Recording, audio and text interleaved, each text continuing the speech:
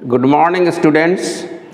आज हम लोग analytical geometry of to dimensions अर्थात कोऑर्डिनेट ज्योमेट्री के अंतर्गत एक नए चैप्टर से आरंभ करेंगे।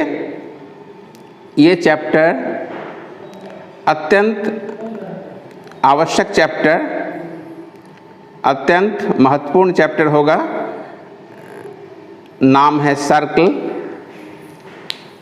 यूँ तो बीएससी ऑनर्स सब्सिडियरी और जनरल में ये सिस्टम ऑफ सर्कल्स से शुरू होता है, लेकिन वहाँ तक पहुँचने के पहले आज हम लोग सर्कल संबंधी आवश्यक चीज़ों को जानने का प्रयास करेंगे, क्योंकि ये ऑल इंडिया लेवल और रीजनल लेवल पर तमाम कॉम्पिटिशन्स के हिस्से हैं और बीएससी के अलावे ये प्रतियोगी परीक्षाओं के लिए जैसे IIT, JEE Main, JEE advance, +2 level से शुरू होते हैं इसकी पढ़ाई। तो ये और हायर लेवल मैथमेटिक्स में भी सर्कल से प्रश्न पूछे जाते हैं तमाम परीक्षाओं में। तो ये व्यापक एक चैप्टर है जिसके बारे में हम लोगों को जानना है, क्योंकि यहाँ से भी कोनिक सेक्शन का रास्ता खुलता है जो कोऑर्डिनेट ज्योमेट्री का प्रमुख हिस्सा है। तो आज हम लोग सर्कल के बारे में जानेंगे और उसके बाद धीरे धीरे हम लोग डेवलपमेंट करेंगे। तो हम लोगों का विषय वस्तु है सर्कल।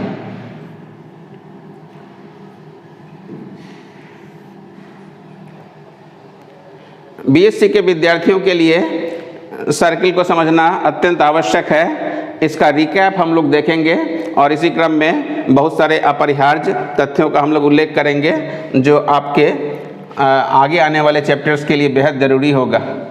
पहले हम लोग सर्कल को डिफाइन कर दें, सर्कल होता क्या है। डेफिनेशन तो हम लोग लिखेंगे a circle is the locus of A point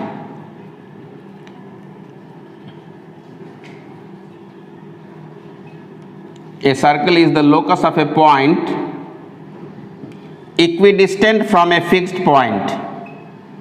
Equidistant from a fixed point.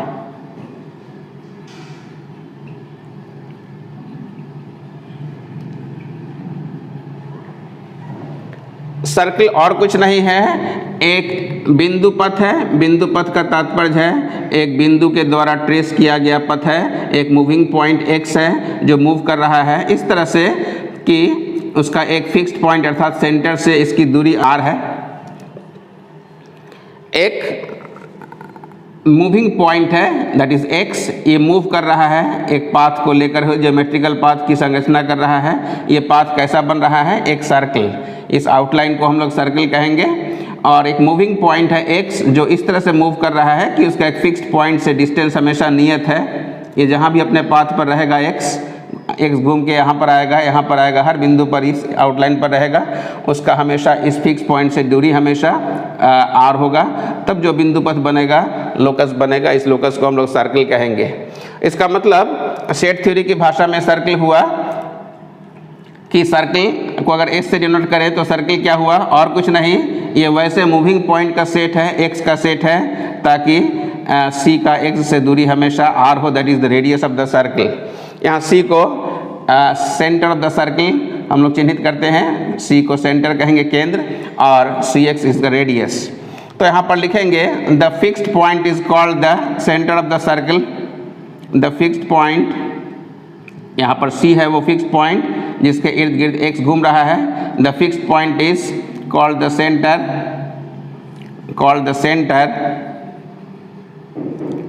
And the constant distance, ये जो इक्वी डिस्टेंस है इसके साथ इक्विडिस्टेंट डिस्टेंस जो ये स्वीप कर रहा है, समान डिस्टेंस, इस समान डिस्टेंस को उसका रेडियस कहेंगे। And the constant distance that it sweeps, constant distance as radius of the circle, as radius of the circle। तो सर्कल में जो अपरिहार्य तत्व हैं वो उसका डायमेंशन है अर्थात रेडियस है, उसका माप जिससे इसके साइज़ छोटे बड़े होंगे, और एक इसका पोजीशन है दैट इज सेंटर, सेंटर से इसका परिचालन होगा, जहाँ सेंटर होगा उसी के अराउंड सर्किल का अस्तित्व होगा। तो ये सर्किल को हम लोग सेट्स की भाषा में इस तरह से देखते हैं कि it is the set of all points x such that Cx is equal to R. Students, coordinate geometry in fact algebraic geometry है, और ज्योमेट्री और एल्जेब्रा साथ साथ चलता रहेगा, और किसी भी ज्योमेट्री को हम लोग उसके एल्जेब्रा से अर्थात कॉरेस्पॉन्डिंग इक्वेशन से जानेंगे। इसलिए हम लोग का बेहद ज़रूरी तत्व है कि सर्किल को आइडेंटिफाई करना उसके इक्वेशन से। तो हम लोग पहले इसके इक्वेशन को जानने का प्रयास करेंगे। सर्किल का इक्वेशन, और सर्किल का इक्वेशन अलग अलग तरीके से दिया जाता है, इसके भांति भांति के रूप हैं। तो पहले स्टैंडर्ड इक्वेशन टू सर्किल हम लोग देखेंगे। स्टैंडर्ड इक्वेशन टू सर्किल में वैसा सर्किल का हम लोग इक्वेशन निकालेंगे जिसका सेंटर ओरिजिन पर स्थित हो, अर्थात ऐसा सर्किल जिसका सेंटर ओरिजिन पर हो और उसका रेडियस r हो। तो ऐसे सर्किल को हम लोग पहचानने का प्रयास करेंगे। तो लिखेंगे equation to circle centred at 0 0 0 0 का अर्थात ओरिजिन, जिसका सेंटर मूल बिंदु पर अवस्थित हो। ऑफ्टन इसको हम लोग a से भी डिनोट करते हैं रेडियस को, तो रेडियस a लिख दिया। अब मूविंग पॉइंट अगर x है और x के कोऑर्डिनेट्स अगर xy हैं, तो हम लोग कोऑर्डिनेट ज्योमेट्री की मदद से इसका एब्सिसा x है और इस पॉइंट का ऑर्डिनेट y है, तो हम लोग निश्चित रूप से पाइथागोरस थ्योरम का सहारा ले सकते हैं, क्योंकि ये पॉइंट मूव करके अगर यहाँ आया, यहाँ किसी पाथ में किसी कहीं पर आया, ये पाइथागोरस थ्योरम हमेशा के लिए होल्ड करेगा। तो ऐसा हम लोग लिखेंगे कि it is in through Pythagoras theorem in right angle triangle you say OPM, हमारे पास Pythagoras triplet that is x² + y², ये हमारे पास गवर्निंग इक्वेशन हमेशा दिखाई पड़ेगा। This square plus this square is hypo square. तो यहाँ से आपके पास एक्स वाई में एक रिलेशन आया that gives you the equation to the locus, और यही हमारा इक्वेशन ऑफ द सर्कल हो गया, क्योंकि लोकस ही हमारा सर्कल है। तो x² + y² = a²। ये हमारा स्टैंडर्ड इक्वेशन ऑफ सर्कल कहलाएगा। इसके बाद हम लोग एक सेंट्रल इक्वेशन ऑफ सर्कल भी निकालेंगे।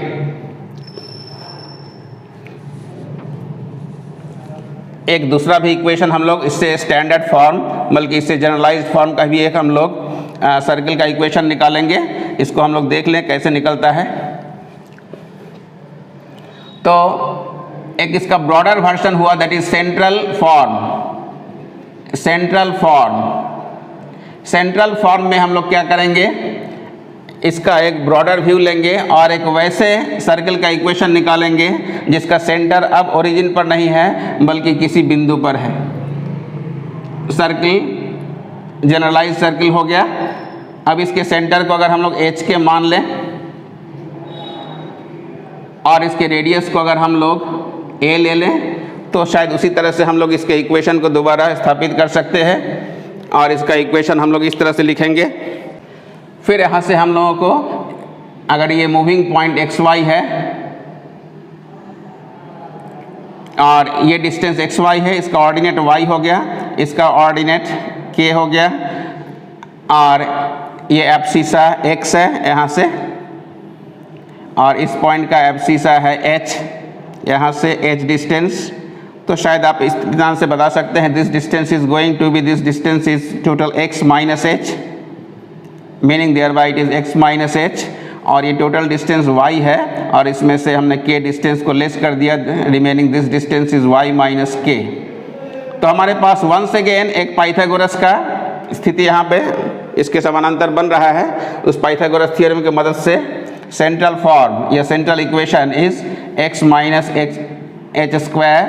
+ y - k² = a²। तो हमारे पास सर्कल का ये और जनरल व्यू मिला, इसको हम लोग सेंट्रल फॉर्म कहेंगे। तो ये सर्कल का इक्वेशन हुआ, क्योंकि एक्स वाई जब तक पाथ में है तब तक उसके लिए यही पाइथागोरस होल्ड करेगा और ये सर्कल को जन्म देगा। इस लोकस को हम लोग सर्कल कहेंगे।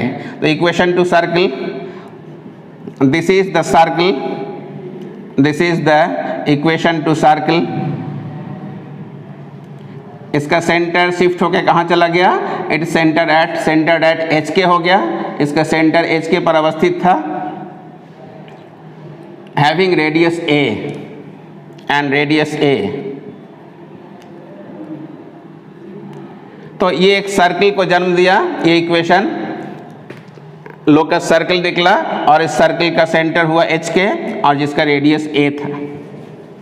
अब यहाँ से सर्कल को हम लोग आगे की दिशा देंगे।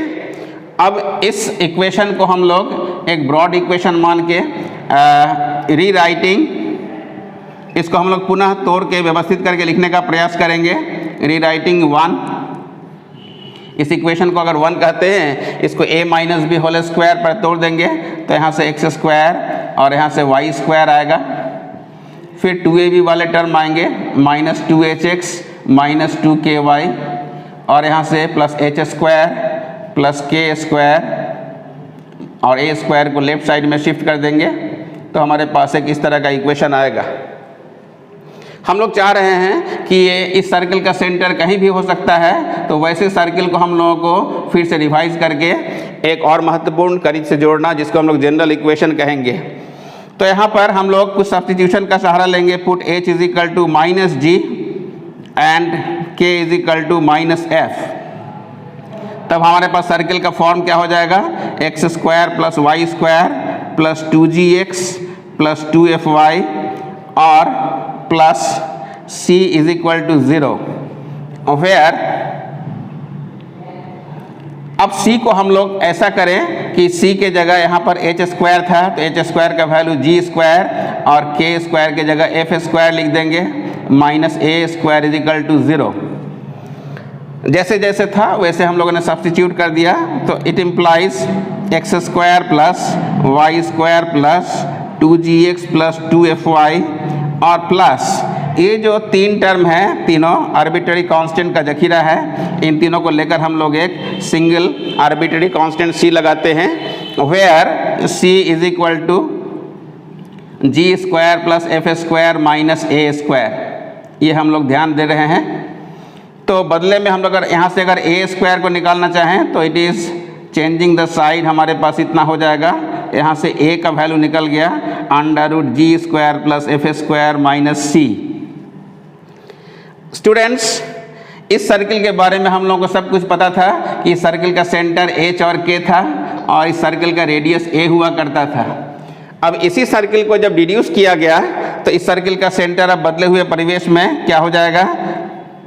इट्स सेंटर, इसका सेंटर h के हुआ करता था, लेकिन h को आपने पुट किया है माइनस जी और k को आपने पुट किया था माइनस एफ। तो एसेंशियली इस सर्किल का सेंटर अब नए परिवेश में माइनस जी और माइनस एफ दिख रहा है और a यहाँ रेडियस होता था। Now radius is this much and radius इसका हो गया that is under root g square plus f square minus C.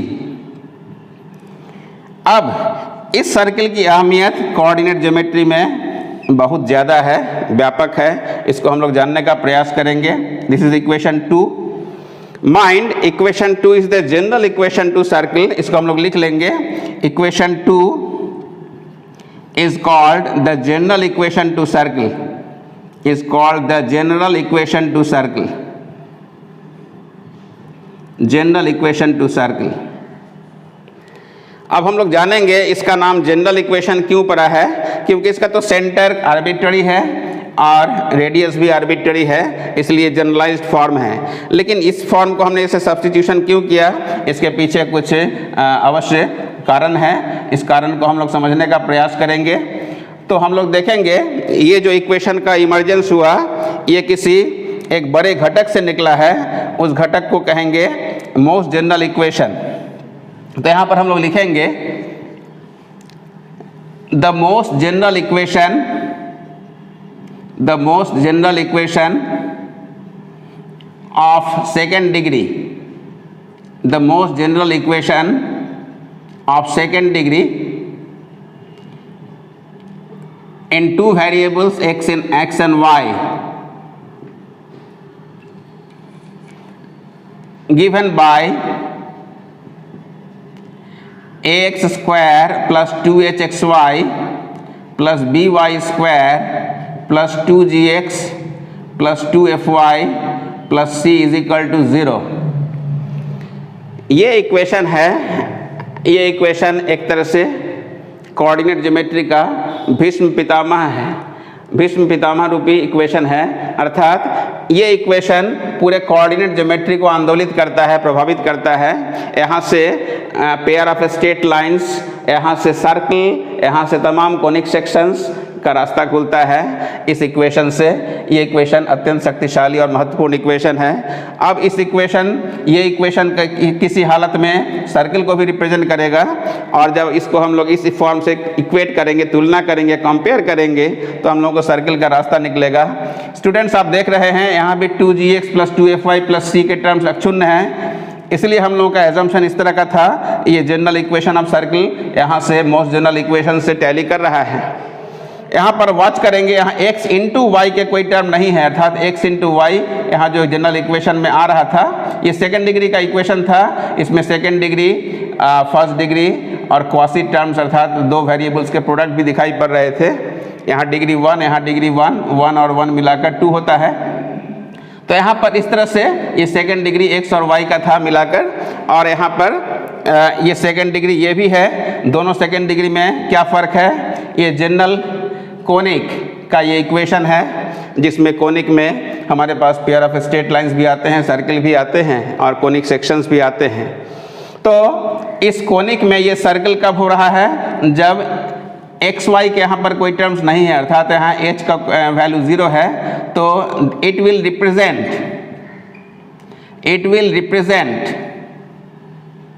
A circle.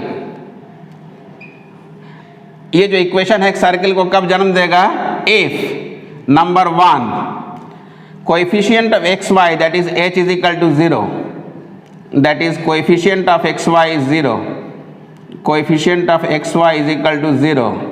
और सेकंड में हम लोग क्या देख रहे हैं कि यहाँ जो x square plus y square था, यहाँ पर ए एक्स स्क्वायर है और बी वाई स्क्वायर है। इसका मतलब दोनों का कोएफिशिएंट यहाँ पर 1 हुआ करता था, यहाँ पर डिफरेंट है। तो यहाँ पर लिखेंगे a is equal to b होना चाहिए, that is coefficient of x square is equal to coefficient of y square, coefficient of y square होना चाहिए।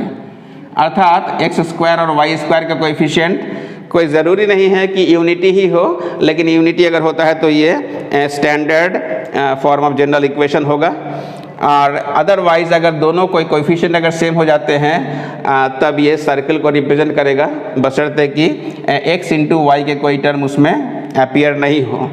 बाकी सारे टर्म्स इंटैक्ट हैं। तो ये इक्वेशन एक सर्कल बन जाएगा जब h को हम लोग 0 कर दें और a is equal to b post कर दें। तो हम लोगों के पास इसके तमाम एप्लीकेशंस भी सवाल के रूप में दिखाई पड़ेंगे। अभी उनमें से एक एप्लीकेशन को मैं करूंगा, ये जेई एडवांस्ड और बीएससी ऑनर्स के लिए निमित्त ये आवश्यक होगा। तो ऐसे सवालों को हम लोग थोड़ा अभी चर्चा कर लें तो शायद बेटर होगा। जैसे सर्कल के इक्वेशन को निकालने के लिए हमारे पास सपोज एक इलस्ट्रेशन हम लोग का ऐसा दें, एग्जाम्पल इलस्ट्रेशन के रूप में। सपोज हम लोगों को एक इक्वेशन ऑफ सर्कल निकालना है, equation to circle,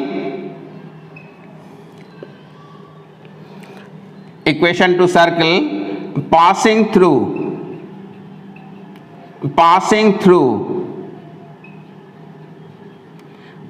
the points of intersection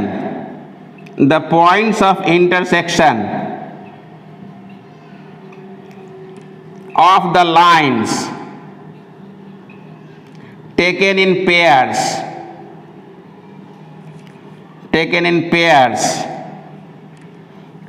lines का भी इक्वेशन लिख दिया जाए, a r x plus b r y plus c r is equal to 0, जहाँ r इज इक्वल टू 1 2 3 है। इसके 3 लाइन हो गए, r के वैल्यूज़ के चलते r बराबर 1 पुट करेंगे तो एक लाइन होगा, 2 और 3 पुट करेंगे, 2 और दूसरे और तीसरे लाइन भी मिल जाएंगे। हम लोग को निकालना है equation to circle passing through the points of intersection of the lines taken in pairs. अर्थात हमारे पास 3 लाइन दिए हुए हैं। पर सपोज पहला लाइन L1 है और दूसरा लाइन L2 है, इन दोनों का इंटरसेक्शन कुछ हुआ। फिर दूसरा और एक तीसरा लाइन भी है, इसका भी एक इंटरसेक्शन हुआ, that is L3 is equal to 0। तो हमारे पास 3 लाइन की संरचना है। इसमें दो लाइन को हम लोग पेयर वाइज सॉल्व कर रहे हैं। पेयर वाइज इसको सॉल्व किया, एक इंटरसेक्टिंग पॉइंट मिला, इसको सॉल्व किया, एक इंटरसेक्टिंग पॉइंट मिला, इसको सॉल्व किया, एक इंटरसेक्टिंग पॉइंट मिला।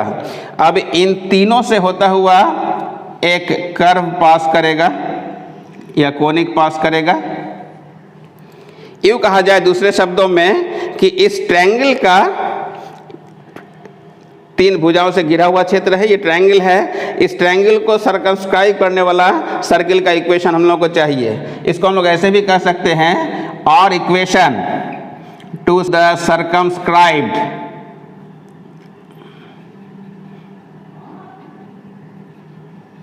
सर्किल।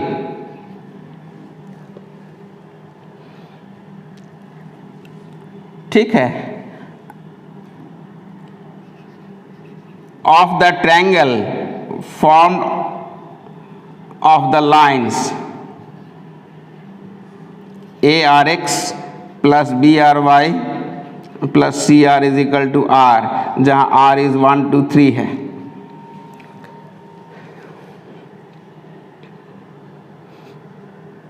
तो हम लोगों को इस ट्रायंगल को सर्कमस्क्राइब करने वाला एक सर्कल का इक्वेशन चाहिए, जिसको हिंदी में बहिर्वृत्त कहते हैं।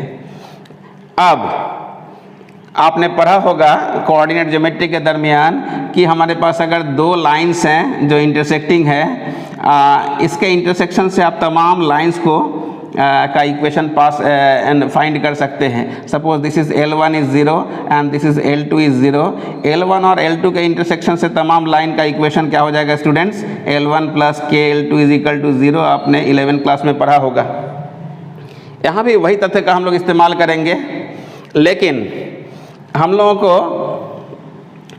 एक कोनिक चाहिए, और कोनिक हमेशा एक सेकेंड डिग्री इक्वेशन होता है। तो इसको सेकेंड डिग्री बनाने के लिए हम लोग क्या करेंगे, लिखा जाएगा यहाँ पर, हम लोग इसका सॉल्यूशन लिखेंगे। Equation to conic, equation two conic, equation two conic passing through the points of intersection, points of intersection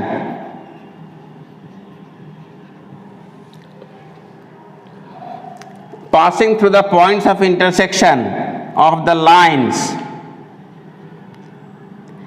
L1 is equal to 0, L2 is equal to 0 and L3 is equal to 0 taken in pairs। दो करके line को solve करेंगे तो एक intersecting point मिलेगा, और इन intersecting point से होता हुआ एक सर्किल कब पास करेगा हम लोगों को दिखाना है। एज हम लोग लिखेंगे it is L1 L2 plus lambda times L2 L3 plus mu times L3 L1 is equal to 0। ये कोएफिशिएंट्स आर्बिट्ररी कोएफिशिएंट्स हैं, आर्बिट्ररी कांस्टेंट्स हैं। ये लैम्डा को आप इसके साथ भी अटैच कर सकते हैं, और किसी परिस्थिति में लैम्डा म्यू न्यू 3 प्रकार के आर्बिट्ररी कांस्टेंट भी जोड़े जा सकते हैं। लेकिन इसको हम लोग सिंप्लीफाई करके इस वर्जन में लिखेंगे, जैसे हम लोग यहाँ 11th क्लास में करते थे कि 2 लाइन के इंटरसेक्शन से तमाम लाइंस का इक्वेशन, जॉइंट इक्वेशन इस तरह से हम लोग ले सकते हैं। इस तरह से हम लोगों ने 2 लाइन को मल्टीप्लाई कर दिया ताकि ये क्वाड्रेटिक फॉर्म में आ जाए, और यहाँ L1 के जगह हम लोगों ने 2 लीनियर फैक्टर को मल्टीप्लाई किया ताकि ये क्वाड्रेटिक हो जाए, और उस क्वाड्रेटिक के समागम से L1 L2 plus lambda L2 L3 plus mu L3 L1 ये तमाम इंटरसेक्टिंग पॉइंट से होता हुआ एक कोनिक का इक्वेशन हो गया। ठीक उसी के समानांतर अब ये कोनिक एक सर्कल कब होगा, इसमें हम लोग एप्लीकेशन के रूप में देखेंगे। फॉर एग्जाम्पल इसको हम लोग अगर इस तरह से चिन्हित कर दें तो हम लोगों के पास आसानी से सर्कल का इक्वेशन निकल जाएगा, और ये हायर लेवल कंपटीशन के लिए बड़ा ज़रूरी तत्व है, इसको हम लोग हमेशा याद रखेंगे।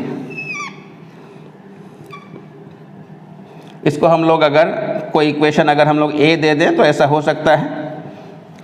L1 का वैल्यू अगर हम लोग लिखें, line 1 suppose it is a1x plus b1y plus c1 into a2x plus b2y plus c2, L1 और L2 यहाँ पर r के मान 1 2 3 पुट करते जाएंगे, a1x plus b1y plus c1 और a2x plus b2y plus c2, और फिर lambda times a2x plus b2y plus c2 into a3x plus b3y plus c3 plus mu times a3x plus b3y plus c3 into a1x plus b1y plus c1 is equal to 0।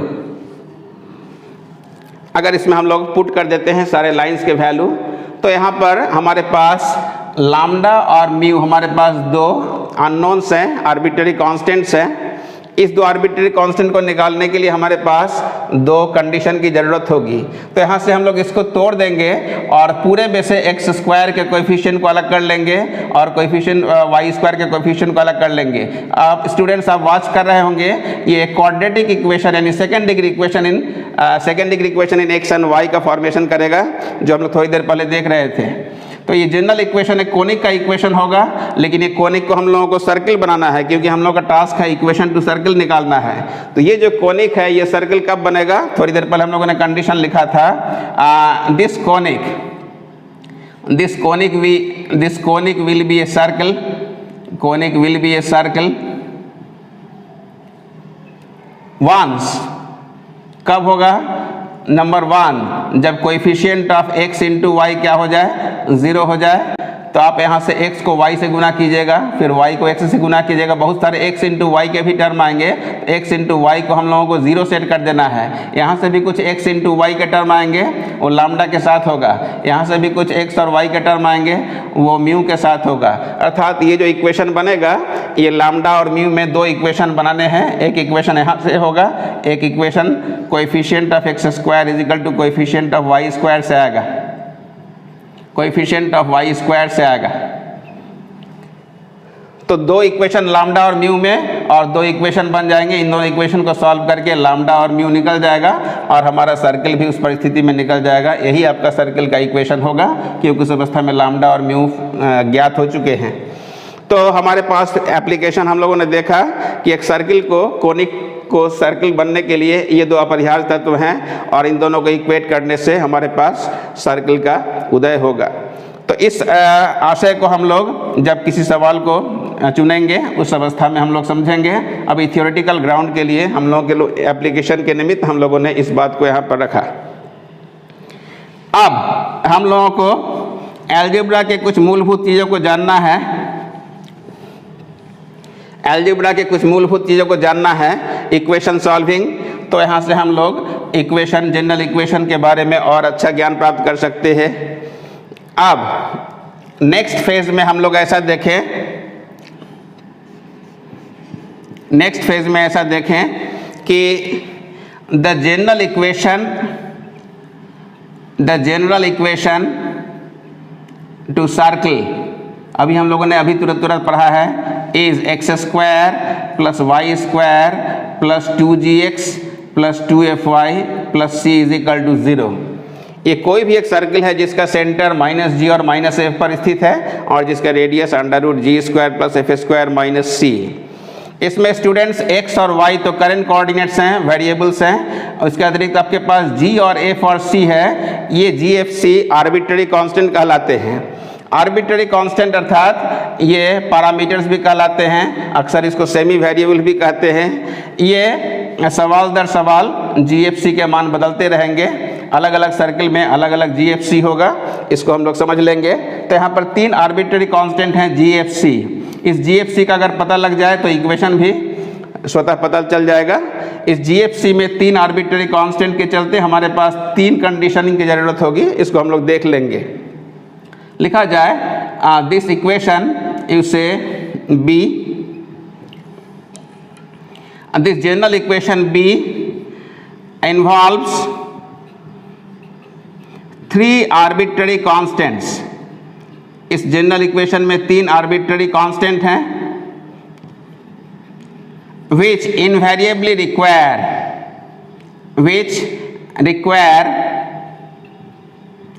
demands 3 independent conditions कहा जाए। इसको निकालने के लिए 3 independent conditions होने चाहिए, तब circle का इवैल्यूएशन हो जाएगा।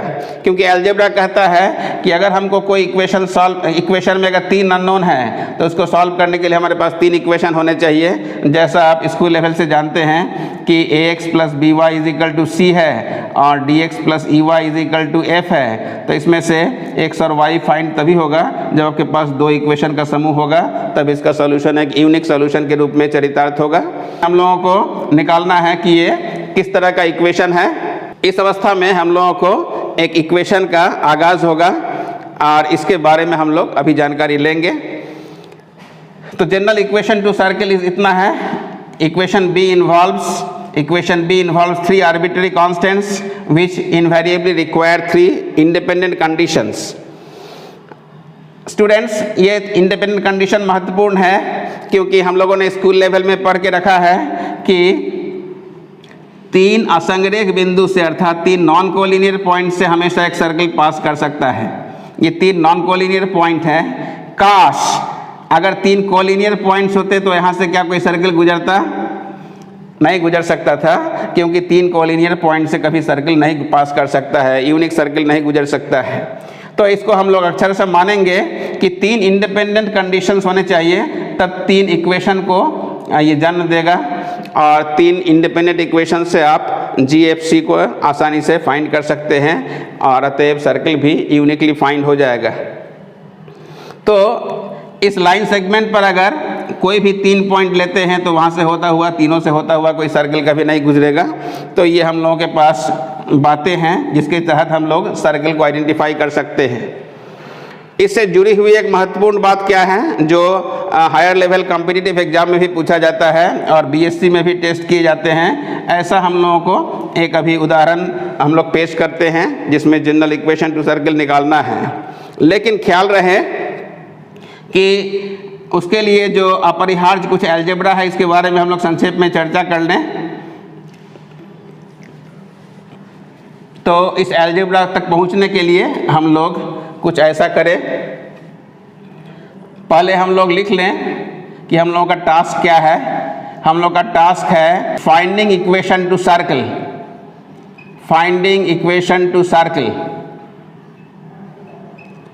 इक्वेशन टू सर्कल हम लोग को सर्कल का इक्वेशन निकालना है passing through 3 points. Passing through the 3 points x1 y1, x2 y2 और x3 y3। हम लोगों ने अभी तुरंत जिक्र किया कि हम लोगों को वैसे सर्कल का इक्वेशन निकालना है जो 3 डिफरेंट पॉइंट से पास कर रहा है।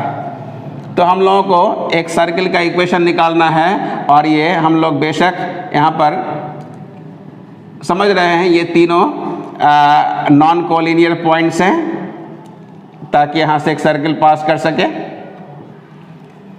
अब 3 पॉइंट से हम लोगों को सर्कल का इक्वेशन निकालना है, तो हम लोग इसके लिए कुछ अलजेब्रा का बेसिक्स देख लेंगे तो शायद समझने में सुविधा होगी। तो हम लोग यहाँ पर जिस तथ्य को निकालने जा रहे हैं बहुत इम्पॉर्टेंट है हायर लेवल के लिए और कॉम्पिटिटिव लेवल के लिए। ऐसे सवाल अगर इसको हम लोग मेथड से बनाते हैं तो काफ़ी लंबे चौड़े हो जाएंगे। आज हम लोग शॉर्टकट टेक्निक सीखेंगे कि ऐसे सवालों को शॉर्टकट तरीके से कैसे बनाया जाए, जो आपके लिए बहुत महत्वपूर्ण होगा कैरियर के लिए। तो हम लोग देखेंगे कि अगर हमारे पास ऐसा कोई इक्वेशन आ गया a1x + b1y = 0 और a2x + b2y = 0। अगर हम लोग चाहें इस इक्वेशन से x और y को एलिमिनेट करना तो शायद आप कर सकते हैं। फॉर एग्जांपल x/y अगर निकाल लें ऊपर वाले इक्वेशन से तो शर्तिया -b1/a1 आएगा और सेकेंड वाले इक्वेशन से भी हम लोग x/y निकाल सकते हैं, उसी तरह से -b2/a2 आएगा। तो अगर इसको हम लोग क्रॉस मल्टीप्लाई करें तो a1b2 = a2b1 हो जाएगा, अर्थात a1b2 - a2b1 = 0 हो जाएगा।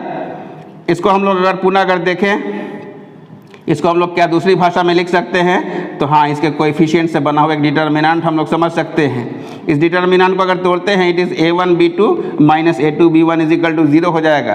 अर्थात इन दोनों इक्वेशन के युगपत समीकरण जो प्राप्त थे, यहाँ से अगर एक्स वाई का जो एलिमिनेंट हुआ वो एक डिटर्मिनेंट का जन्म दे रहा है। अर्थात इन दोनों इक्वेशन से अगर एक्स और वाई को अगर फ्री हमने कर दिया, मिटा दिया एक्स और वाई को, तो हमारे पास एक डिटर्मिनेंट की पैदाइश हो गई। ये तथ्य फ्यूचर में ऐसे चीज़ों को निकालने के क्रम में होगा। आपने consistency of equation of linear equations भी देखा था, a1x plus b1y plus c1 is equal to 0, a2x plus b2y plus c2 is equal to 0। Algebra में इक्वेशन के निकायों को आपने सॉल्व किया होगा, plus c3 is equal to 0। यहाँ से अगर x, y और यहाँ कांस्टेंट 1 सब में शामिल है, x और y और 1 को अगर हम लोग एलिमिनेट कर दें तो हमारे पास a1 b1 c1 a2 b2 c2 a3 b3 c3 बराबर 0 आ जाएगा। तो हम लोगों ने देखा कि यहाँ से इक्वेशन से अगर x, y और कॉमन एलिमेंट यानी 1 को अगर एलिमिनेट करते हैं तो हमारे पास एक डिटर्मिनेंट की पैदाइश होती है, इसी का अनुकरण या एक्सटेंशन मानते हुए। ये तथ्य को हम लोग अलजेब्रा के इस इंपॉर्टेंट तथ्य को हम लोग यहाँ इस्तेमाल करेंगे सर्कल का इक्वेशन निकालने में। तो यहाँ हम लोग इस्तेमाल करें let the equation to the circle be, let the equation to the desired circle या required circle be x square plus y square plus 2gx plus 2fy plus c is equal to 0। अब ये circle कहाँ से गुजरता है? इस बिंदु से गुजरता है, तो ये इस बिंदु को रखने पर ये सर्कल को संतुष्ट करना चाहिए। As one passes through x1 y1 से अगर इसको गुजार सकते हैं, क्योंकि वहाँ से गुजर रहा है, x2 y2 से भी गुजर रहा है, x3 y3 से भी गुजर रहा है। गुजरने के फलस्वरूप क्या होगा? इस कोऑर्डिनेट्स को यहाँ पुट करेंगे तो इस इक्वेशन को सेटिस्फाई करेगा, अर्थात x1 square plus y1 square plus 2gx1 plus 2fy1 plus c is equal to 0। इसी तरह से दूसरे से अगर पास करा दें x2 y2 से, x2 square plus y2 square plus 2gx2 plus 2fy2 plus c is equal to 0। तीसरे बिंदु से भी इस समीकरण को पास करा दें, क्योंकि वहाँ से भी ये पास कर रहा है, x3 square plus y3 square plus 2gx3 plus 2fy3 plus c is equal to 0। Suppose this is your equation number 2, this is your equation number 3 and this is your equation number 4। आपके पास 4 equation हो गए। इसी का extension हम लोग देखेंगे, इसका सामान्यीकरण, जैसे 2 वेरिएबल और 3 वेरिएबल के केस में हम लोग देख सकते हैं, तो यहाँ 4 वेरिएबल के केस में हम लोग या 4 वेरिएबल के केस में हम लोग ऐसा ही काम करेंगे। रिमेंबर यहाँ से 2g चारों में 2g है, चारों में 2f है और चारों में c है। तो यहाँ पर ऐसा हम लोग क्यों ना करें कि यहाँ से हम लोग eliminating GFC from this equations, हम लोग हमारे पास से किसी प्रकार से डिटर्मिनेंट की पैदाइश होगी, ऐसा हम लोग देख लेंगे। Eliminating GF and C from 1 2 3 and 4, from 1 2 3 and 4, 1 2 3 and 4 से हमारे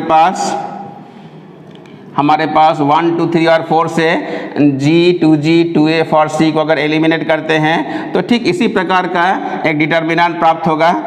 इसके एलिमेंट्स हो जाएंगे x square plus y square, 2g को इसमें सेपरेट कर देंगे तो x हो जाएगा, 2f को सेपरेट कर देंगे तो y हो जाएगा, c को सेपरेट कर देंगे, c को हम लोग 1 इंटू c समझेंगे, तो यहाँ पर 1 इसका मल्टीपल है। यहाँ से x1 square plus y1 square, यहाँ से भी x1 आ जाएगा 2g को अलग करने पर, यहाँ से y1 आ जाएगा। इसी तरह से x2 square plus y2 square, यहाँ से x1 y1 x2 y2 1, इसी तरह से x3 square plus y3 square x3 y3 1 is equal to 0 हो जाएगा। ये 4th ऑर्डर का डिटर्मिनेंट है। इसको आप डिटर्मिनेंट के प्रॉपर्टी से भी बहुत सारे 1 को 0 बना सकते हैं और इसको सिंप्लीफाई करके ये सर्किल का इक्वेशन बड़ी आसानी से आ सकता है। तो हम लोगों ने अभी सीखा कि अगर हमारे पास 3 नॉन कोलिनियर पॉइंट हैं, उससे सिंथेटिक रूप में सर्किल का इक्वेशन किस फॉर्म में होगा, इस फॉर्म को याद भी रखा जा सकता है और ये भविष्य की तमाम परीक्षाओं के लिए ये बहुत आवश्यक फॉर्म है। इसको हम लोग इमीडिएट याद रखें ताकि आपका भविष्य उज्जवल हो सके। इसमें और भी सवालों का जन्म होता है, जैसे डिडक्शन के रूप में यहाँ पर एक चीज़ लिख के आज हम लोग आगे बढ़ेंगे। डिडक्शन ये कह रहा है कि हमारे पास 3 पॉइंट से नॉन कोलिनियर पॉइंट से एक सर्किल की उत्पत्ति हो गई। इसमें अगर कोई चौथा पॉइंट अगर देखा जाए कि x4 y4 अगर इसमें लाई करता है तो ये चारों पॉइंट्स कॉनसाइक्लिक कहलाते हैं। तो अगर आपके पास 4 डिस्टिंक्ट पॉइंट्स दिए हुए हैं, पूछा जाए कि proof that this 4 points are concyclic, तो इस इक्वेशन में अगर चौथे पॉइंट को अगर डाल दिया जाए और वो 0 के बराबर सेटिस्फाई कर दे तो कहेंगे ये 4 points given points are concyclic. तो कॉनसाइक्लिक होने के लिए चौथे पॉइंट को इसी इक्वेशन में डालना पड़ेगा और इक्वेशन में x और y के जगह x4 y4 निकालना पड़ेगा। तो यहाँ पर एक इम्पॉर्टेंट डिडक्शन को हम लोग देख लें। 4 पॉइंट्स कौन सा 4 पॉइंट्स हुआ, xi yi, जहाँ पर i बराबर 1 2 3 4 है। जैसे x1 y1, 2 रखेंगे x2 y2, इस तरह से x3 y3 और x4 y4। 4 पॉइंट्स आर कॉनसाइक्लिक, अर्थात इन चारों से होता हुआ एक सर्कल गुजरेगा। इफ अगर ये डिटर्मिनेंट सेटिस्फाई कर जाए, अर्थात x1 square plus y1 square, x1 y1 1, x2 square plus y2 square, x2 y2 1, इसी तरह से x3 square plus y3 square, x3 y3 1। चौथा पॉइंट भी इसी तरह से x4 square plus y4 square, x4 y4 1। इसका आउटपुट 0 हो जाए, इसका वैल्यू अगर 0 हो जाए इस डिटर्मिनेंट का, तो हम लोग कहेंगे इन चारों डिस्टिंक्ट पॉइंट से होता हुआ एसेंशियली एक सर्किल पास करेगा। तो ये कंपटीशन लेवल पर बहुत अपरिहार्य तत्व है और एकेडमिक लेवल पर बीएससी ऑनर्स के लिए भी उतना ही प्रासंगिक मुद्दा है। तो इन चीज़ों को लेकर आज हम लोग जनरल इक्वेशन ऑफ सर्किल के माध्यम से बहुत सारी चीज़ों को जानने का प्रयास किए। अगले चैप्टर में सर्किल के दूसरे विविध प्रकारों को, जिसमें खासकर टेंजेंट नॉर्मल की हम लोग चर्चा करेंगे। Thank you for watching the video.